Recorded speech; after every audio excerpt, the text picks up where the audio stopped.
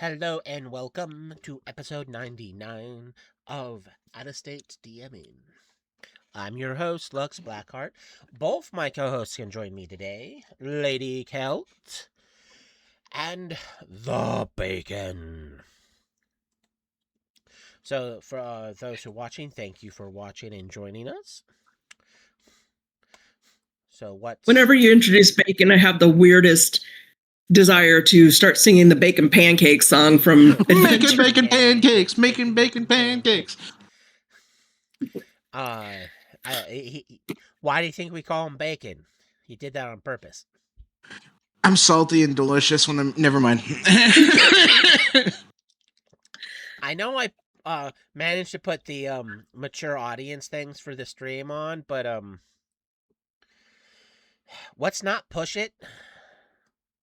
I try not to be too terrible. It's not like you've known me for years. It's not like Bacon pushed it with a off comment thing he did a while ago that no one noticed. Yeah, we were streaming backer. I forgot Jacob was streaming, and I sang a very inappropriate song.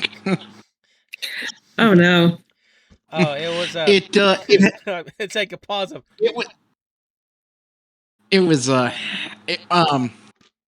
So do you know the little Einstein's theme song?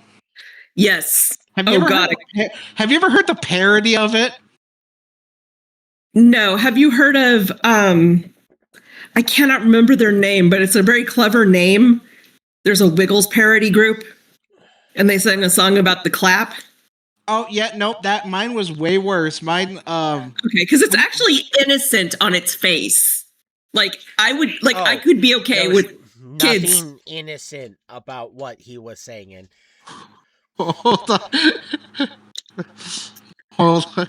I will DM you. I just want to see your reaction when you read this. Okay. Let me get over here in the text. Yes, audience, we're not immediately starting. We're having a little bit of fun. We hope you enjoy our fun and her facial reaction.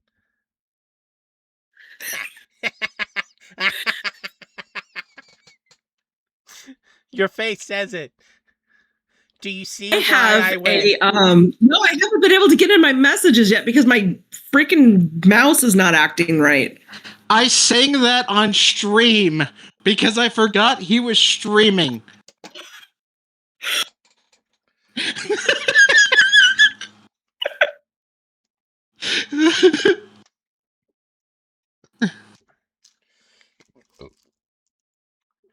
I'd like to say he wasn't happy with me, but that might be an understatement. Understatement of the century. I almost ended stream and got off. I was real quick to do that because I'm like, no.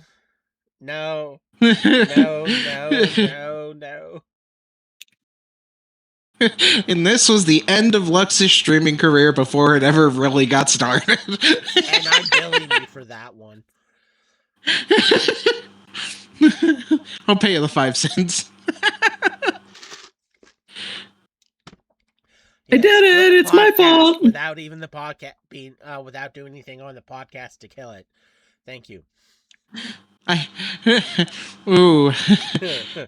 there was a lot of apologizing done there. But dude, someone kick us off with spells. We're gonna start with Find Traps. I do like this spell. It doesn't work the way people think it does. And I have looked at people like they were stupid for thinking it works differently. This is a divination 2nd level cleric. Yes, spill the tea. Components are verbal, semantic, casting time, 1 standard action, range, personal, target, you, duration, 1 minute a level. Before I get into the description, would you guys like to take a guess on how it works? On Find Traps? It finds the trap. That's half right. But listen. Does it make them stand out? Does it fairy fire glow in the dark them? No. The description for Find Traps is you gain intuitive insight into the working of traps. You can use search skill to detect traps, just as a rogue can. In addition, you gain an insight bonus equal to half your castle level to a maximum of plus 10 on search checks made to find traps while the spell is in effect. Note that Find Traps grants no ability to disable the traps that you may find. So it, like I said, it technically it helps you find the traps. The way people think think it works when they cast it is that it works like the detect spells, where you have a cone and it highlights traps. When it's like, no, you get, for the duration of the spell, you get trap finding and a bonus to the search check itself, which means you still have to do the search check. So when I say this is a good spell, because again, the higher level you are, the longer it lasts, the higher level you are, the better the bonus is. So it's still a good spell. It doesn't let you get rid of traps. It just lets you go, here's a trap there. We can avoid it. Here's a trap there. We can avoid it because you are searching for the traps. You can use it to take the place of the rogue if the rogue is not available or you don't have one. Or if the rogue, for some weird reason, sucks at search checks. Because, yes, there's people who don't like having search checks despite being the trap finder in the group. Self-proclaimed trap finder. So this spell lets the cleric We actually dealt with a help. few of those. Though our trap finder was very effective, just it usually cost him his life to do it. Yeah. Oh, yeah. So, Oh, that looks like something that's going to explode. Boom. well, so our initial trap finder in the Friday campaign was a very longtime friend of Lux's, and he was like, "Oh, I could find these traps and disarm them, not a problem." His way to find traps was great. He just triggered them. Well, I've that done is that. one way to find them and render them, like taking a scythe to the chest that was on a hinge, so it swung into him. Yeah, He was that was going an up the interesting trap. stairs, triggered a scythe trap, confirmed critical. Which, if you know anything about scythes, there are times 4 criticals. Yeah, we Technically, were his like character level got 2. leaped in half. We were level 2. He took 80 points of damage. He did not Because it survive. just BAM! And it also I auto die. resets. The trap nearly killed And then another person before they were able to finally disable it. and then, and then Just for the them to very next trigger, session. like, not even a minute later, another trap that nearly killed but incapacitated the other rogue. Yes, Because it yes, says it's at a both of chest. our Yes, I open rogues. it.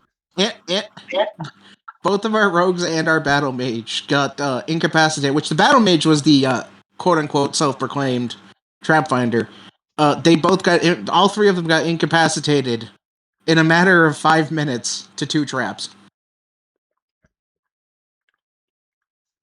After that, I no longer trusted the rogues to do the detrapping. I did it Yeah. myself. Oh, you mean like how you activated 10 traps running downstairs because you knew that there Listen, was a I god that never wasn't said going to let you die? listen. I didn't. I'm not here to argue about how I did it. I just said I did it. They were taking too long. I had a faster method. She had the power of God Well, on your side. that works. Yeah, it was And back with the tower thanks to when he my ran down character it. classing, I was immune to a death trap. Thank you. You were immune to several of them. Yes? We're not arguing. Gotta throw something down the Mind your business, Pip. We're He said, "Have a nice day. He hopes you're enjoying playing video games." go talk to your boyfriend, Piff. Go away. No.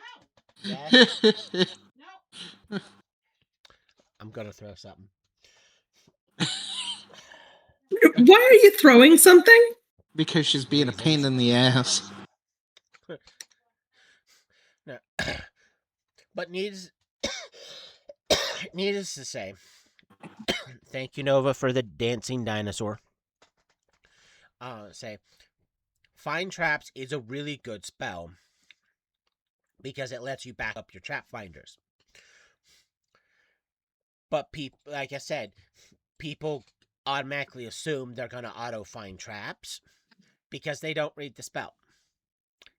Eventually going to have the t-shirt. The age-old problem. Read the spell. But it's still a really good spell.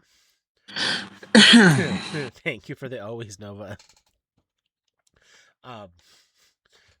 But if you guys have any sort of questions or concern about, excuse me, Find Traps, please leave a comment.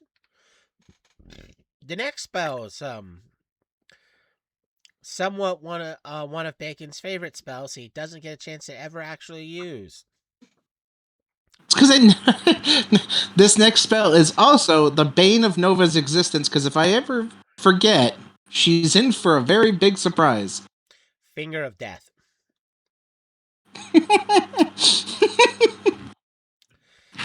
This is a necromancy death spell.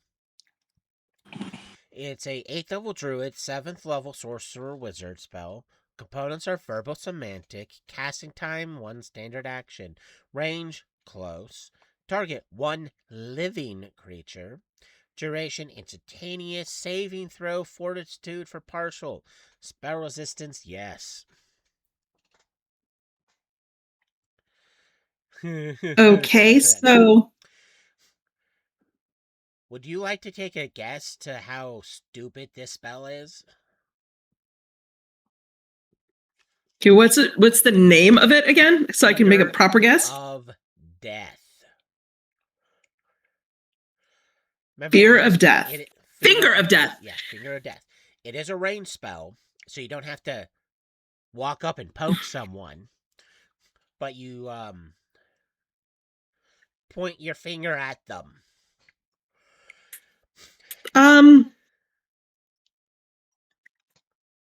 So this is just like you're dead. You're dead. Is that how it works? It's pretty much, yes. You point your finger. You can slay any one living creature within range. The target is entitled to a fortitude saving throw to survive the attack. If the save is successful, the creature instead takes 3d6 points of damage plus 1 per caster level to a maximum of 25. The subject might die from the damage even if it succeeds on the saving throw. So if a creature has just the right amount of hit points, you can still end up killing them. Now, this is a very simple, direct spell. You don't have to roll to hit someone. You just go, you point and go, Finger of Death. Ash, go lay down. I do put emphasis on living. And you could probably guess why I emphasize that a little bit. Because people try to use it against undead. Yeah.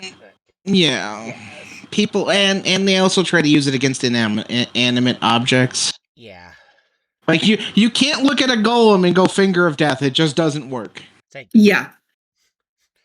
No, the flesh golem may be made out of flesh, but you're not fingering a death in it. Why? Because it's a construct. It's giving you the middle finger.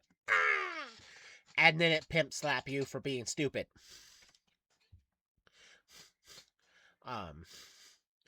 So yeah, it is one of the spells that people have looked at non-living things and gone, Finger of Death. And it's like, that's not a living thing. finger of death. It's like, I'm going to break your finger. That's what I'm going to do. But this is still a really effective spell. Because if they pass, you can still do a decent amount of damage with it. So at minimum, 3d6 plus whatever your level is.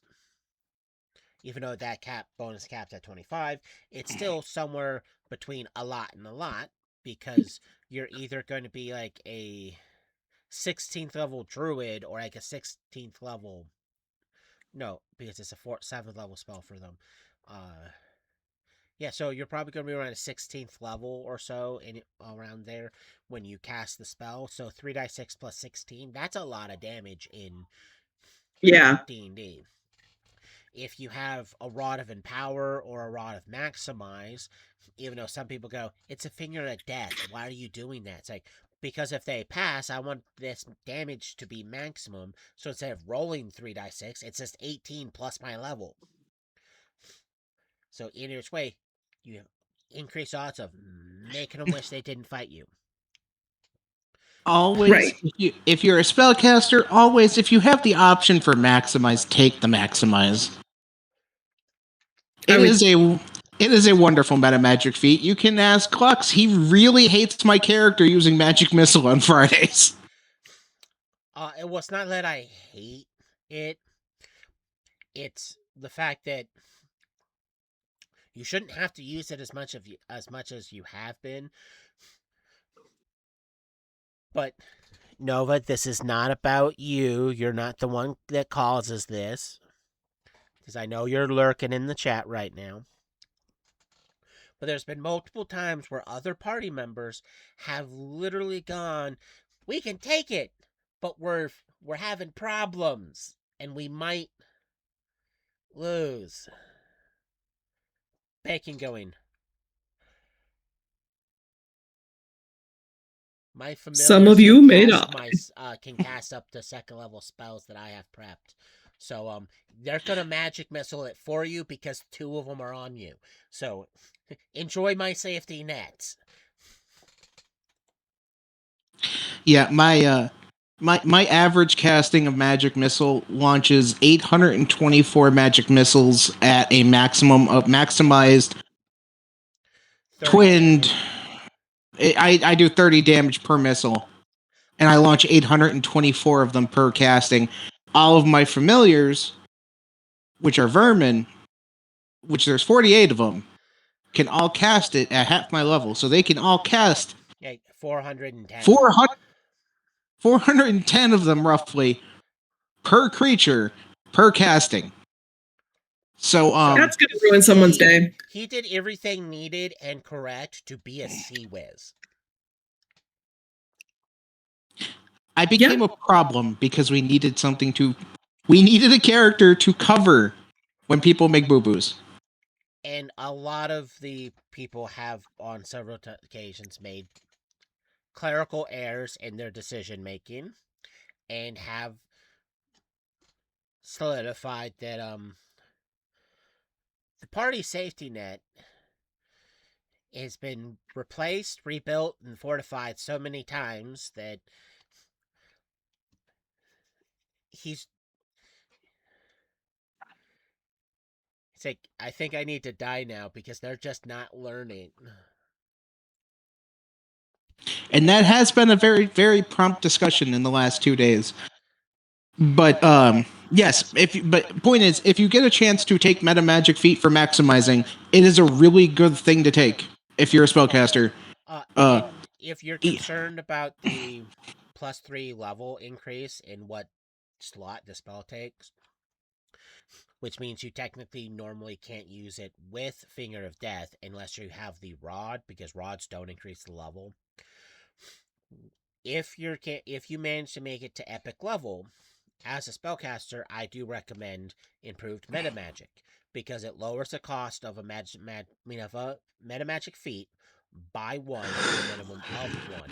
So if you have it 2 times, which at level 24 you can have it 2 times, Maximize, instead of increasing by 3, only increases by 1, which means you can throw it on there. You can also throw in power on it at that point too. So instead of it being 18 plus, well, at that point, it's 18 plus 24, which is 42. Yeah, 42. You add another 21 onto it, so it's a 63. So if they pass, here's 63 damage. If anyone says, well, that's not a lot, it's like, that is a lot. Especially given you don't fire just one. You don't usually just throw out one. Finger of Death is a one and done. But If you have it prepped multiple times with those feats, you can go, yeah, I may not have a crap ton of 9th level spells, but I'm going to look at you and boom. And if you get a greater rod of maximize, throw in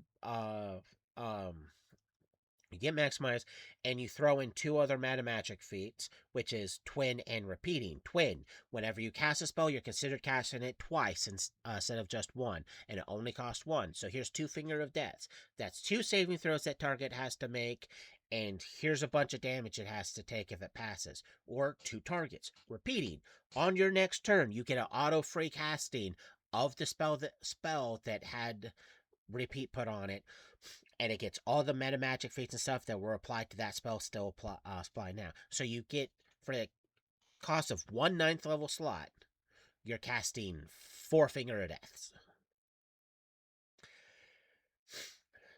And twin and repeat aren't even epic level spells. You can get them before that point. So you can literally, in 2 turns, have the potential of killing up to 4 targets, or just make 1 target really hate you. Okay. I'm good with that. Because again, if they pass, that's still a lot of damage they're taking. Oh, what? oh, Hi, bye, Tiffany. LadyCelt. I don't know why we lost her. Hopefully that's a clerical error. Maybe it was a connection issue. But I yeah, no, hope so. even spells that don't seem great, especially if you're a spellcaster, can be made very, very, very good spells if Because you the meta take the right magic feats to. Yeah. Right, take your meta magic feats to improve them. If you're trying to hard focus on one spell in particular, take the feats that'll improve it. Yes. If you're like, hey, I want that Finger of Death, it doesn't seem super bad, but it doesn't seem super great. Cool. Take it, and then meta magic the hell out of it. Yeah. Because by the time you get it, you should have a bunch of those feats already. Or at minimum, multiple of the rods that could make it great. Right. But if anyone has any questions or concerns about Finger of Death, please, for the sake of your finger, leave a comment. The next spell is a spell I both like and dislike, primarily because of the material components you need for it. Fire Seed. Fire Seed is Sorry. She has Ariel is returned. in. Yes, I have no idea. Yeah. But Fire Seed is a conjuration creation fire spell. It is a 6th level druid, fire domain, and sun domain. So clerics have 2 venues of getting it. Components are verbal semantic material, casting time, standard action, range, touch, target, up to 4 touch acorns or up to 8 touched holy berries. Duration 10 minutes a level or until used.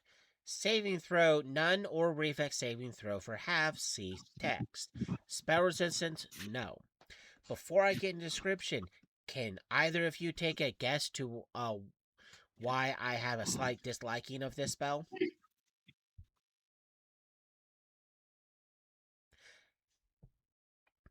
I'm going to guess it has something to do with the fact that it's a touch spell, No. or the fact that it's going to probably burn everything. No. Oh, okay. So why do you have a problem with it? The material components. The material What would that components be? for this spell are acorns or holy berries. Because when you cast Holly berries. yeah, holly Holly berries, you're berries. either touching up to 8 holly berries or up to 4 acorns. The thing I don't like is, unless you're in the right area, you don't have access to those things. Because Right. holly berries aren't everywhere. No, they're a snowberry, are they not? Yes. There's there's a holly tree on the side of my house that I keep having to get back. Yeah. But it's a not a fruit bearing one, so. Yeah. So, well, yeah, it's not fruit bearing. So they're not really all over the place. And in D&D, even though it's a nice touch to include random things that you might be able to find in your spells, holly berries, again, aren't all over the place in D&D. You can run through like 7 different forests and never find one. You can run around in mountains, never find one, because they're not all over the place.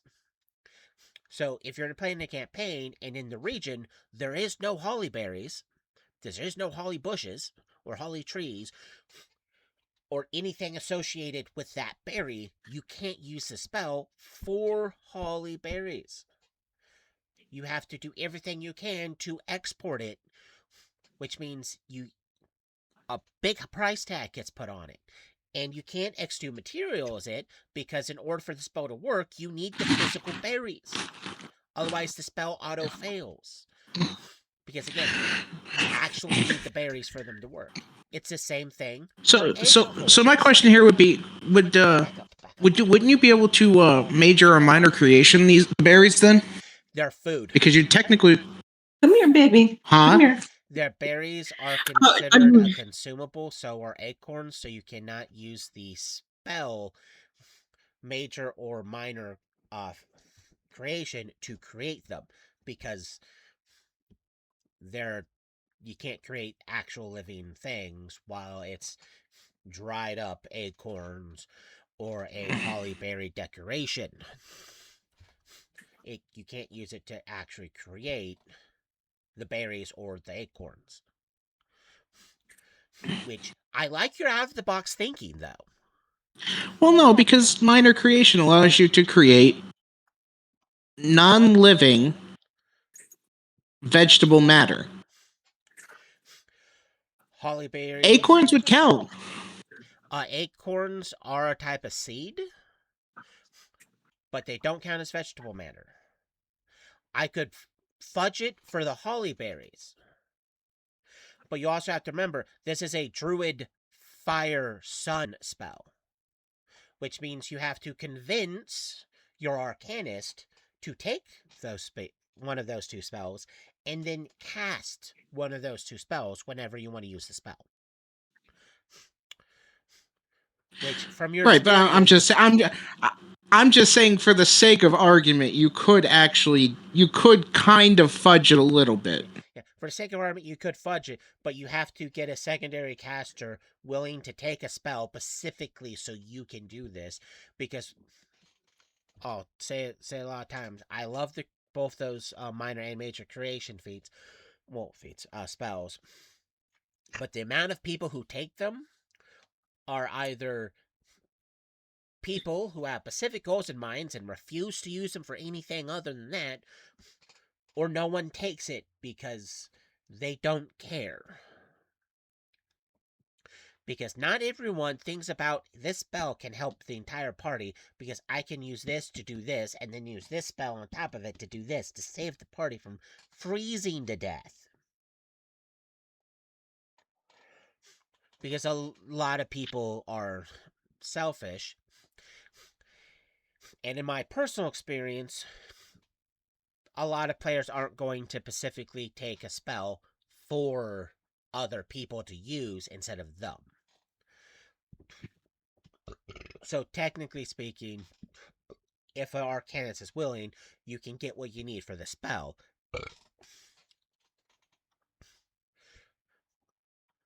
But you have to convince them to do it. Like, if a wizard didn't prep it for the day, you're boned. If the sorcerer goes, no, I'm saving my spell slots for this, you're boned. And the holly berries, you have the same thing with the acorns, because what trees do acorns come from? Oaks. Oak trees. Yeah. If a region doesn't have oak trees, can you get acorns? No. Not unless you have them, like carry them. Yeah, you have to go to a spot that has them. Another problem that a lot of people don't actually realize with D&D, because of how environment stuff works, this forest over here that has the appropriate trees you need are has the high possibility of being so far away your character doesn't know what that type of tree is, because you grew up in a area with pine trees. So in oak, you're gonna go, oh my god, what the hell type of tree is that? So there's a very good chance your character doesn't know what acorns are. Even if you go for the spell, so the spell says what's an acorn? Then you have to go figure out what an acorn is, and then where to get the acorns, and then go, I'm not taking this spell because I have to wait for me to either pay lots of money to export it, or we have to travel there. I'll be right back, guys. My husky is outside making an ass of herself. I have to go get her. Yeah. Tell her stop making an ass of herself. Yeah. So that's my gripe is, if you don't know what it is, you don't know what it is. And that did happen in my Friday campaign, where part of me was, I want to use this spell. And I'm like, you can't. Why? Because those bushes aren't in this rainforest. Acorns, wrong trees for a rainforest.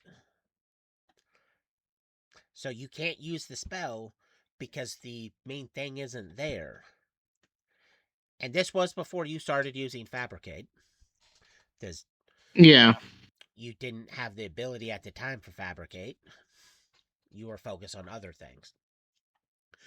But I said that's the downside to the spell.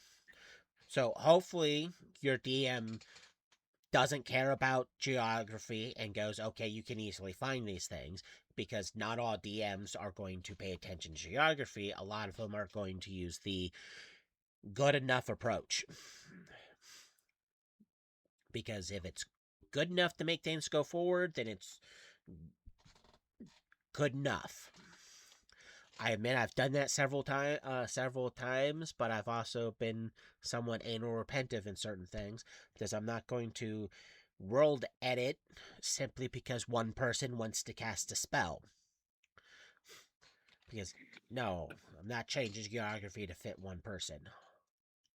No, you don't get. Sorry. But the description of the spell is, depending on the version of Fire Seed you choose, you turn acorns into splash weapons that you or another character can throw. Or you can turn hollyberries into bombs that you can detonate on command. Version 1, Acorn Grenade. As many as 4 acorns can be, 4 acorns, turn into special splash weapons that can be hurled up to 100 feet away. A ranged touch attack roll is required to strike the intended target.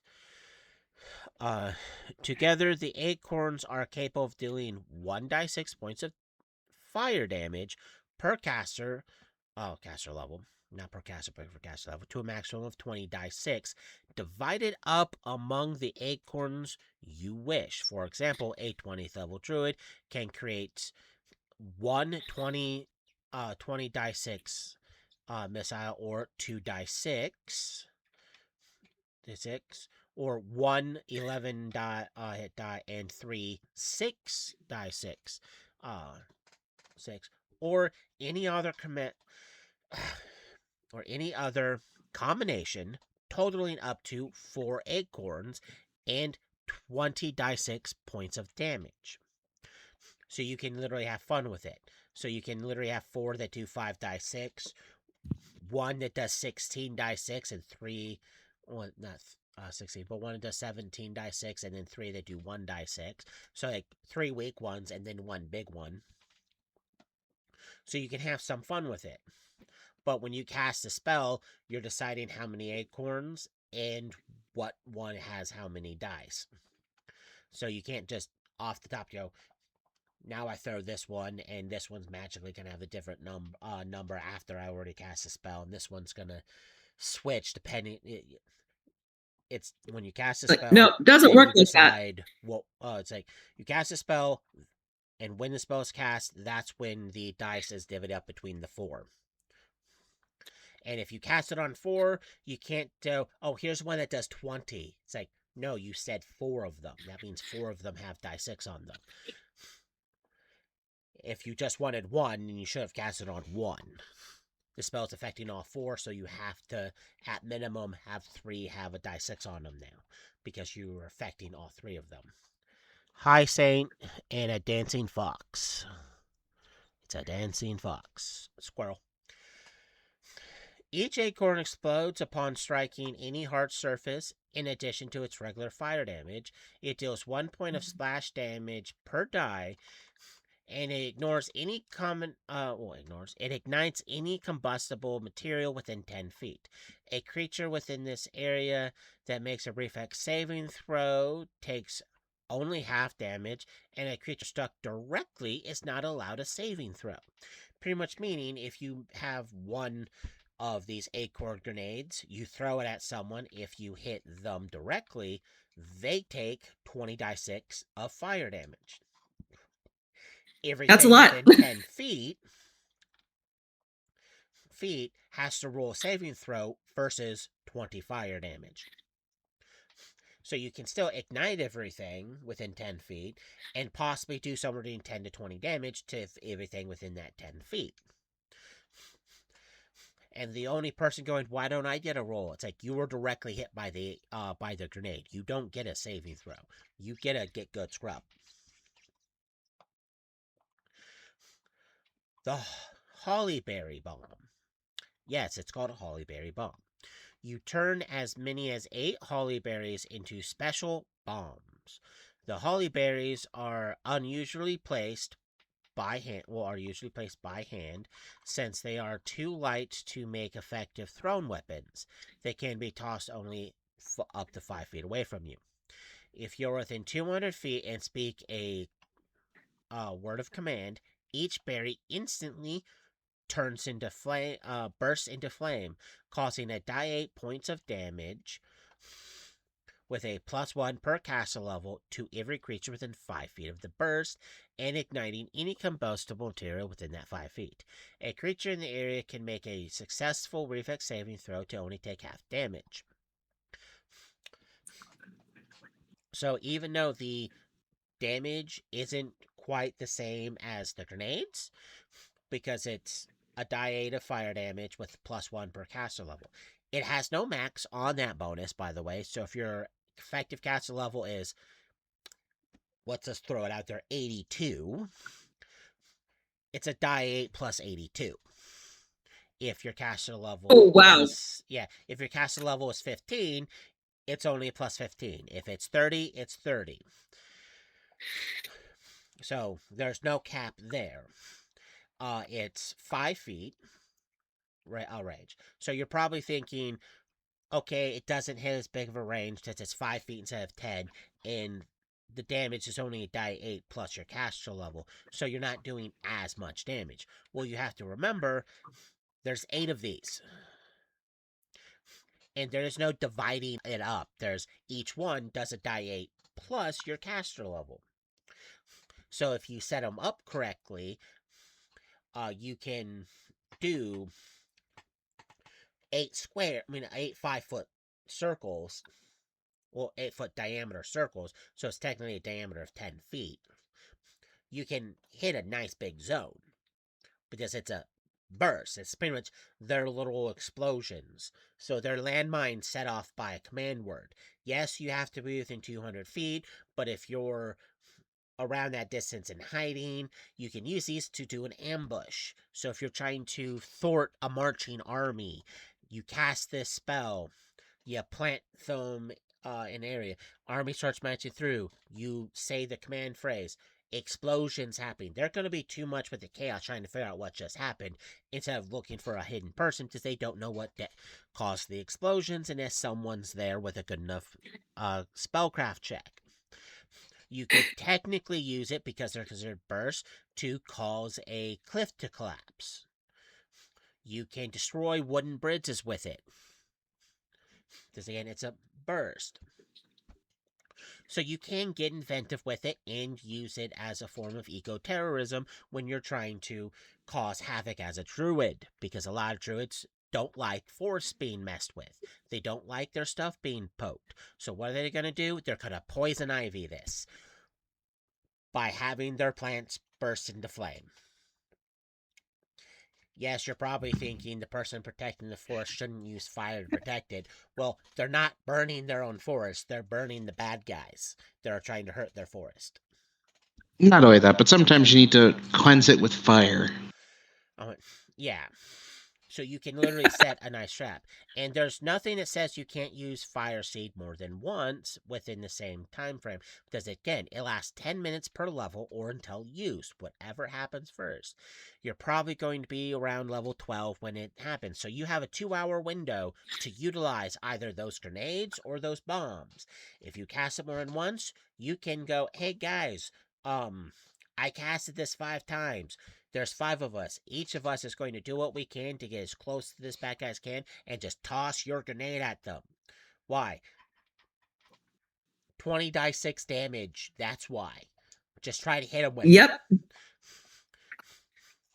Well, if it's grenades, you should just be able to get close because close counts with horseshoes and grenades. Well, because if you're throwing, you have to remember if you're throwing something at a creature and you miss a creature, it's not hitting the ground by the creature a lot of the time unless you're at a certain angle. You're throwing past them, so it detonates behind them.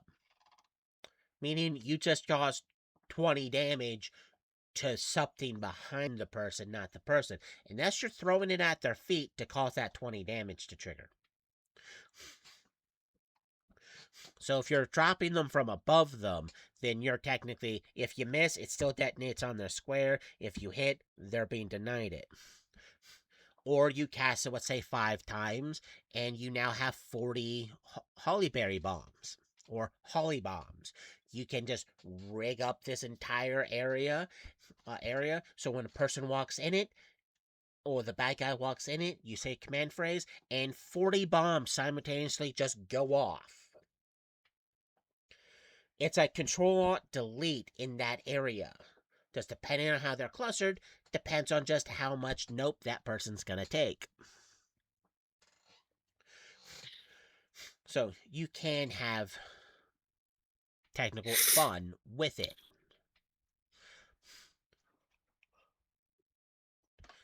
Goose is eating his new toy.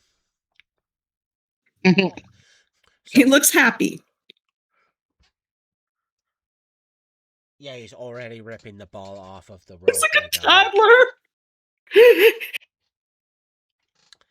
Yes. Yes, he is. He looks like, what? I wasn't doing it. But yeah, this is still a really good spell if you can get over the hurdle of the material components. But like I said, there's plenty of DMs out there that don't care about that thing, and if they don't care about it, then you don't stress it. You only need to stress it when a DM is trying to make sure the ambiance and certain details of the world are actually kept without somehow messing it entirely up. But needless to say, this is still a really great spell. And yes, in other campaigns, I may or may not have used this spell to A, prove a point that it's a good spell, and B, go, if you're fighting an enemy druid that's not afraid to do collateral damage, what makes you think he's not going to use collateral damage spells?